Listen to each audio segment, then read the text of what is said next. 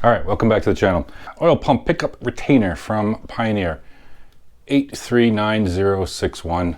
I've talked about this before, putting the oil pump on here. We've already done the last modification to the oil pump. We put a high pressure spring in there. I'll go into another video of what I think about high pressure springs. It's a 70-pound relief spring. I think this is going to be the best thing for this setup, and I'll talk about that in a later video. But for now, I wanted to talk about the retainer for the pickup tube. It's a pretty good piece. It's a little finicky to put on.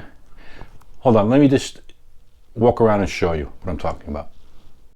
Basically, it's a simple steel strap that goes around the pickup tube that goes up against the lip of the tube after you smash it into the oil pump. It's very simple, easy to install, but a few little minor things that you got to look out for.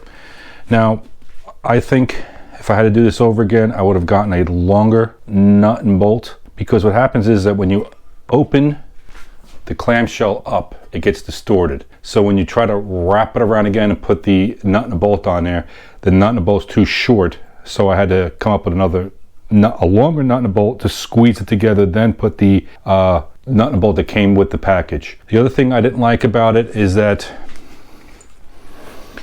the nut is very tight up against here, which forces you to use open-end wrenches on both sides to clamp it and to secure it into place.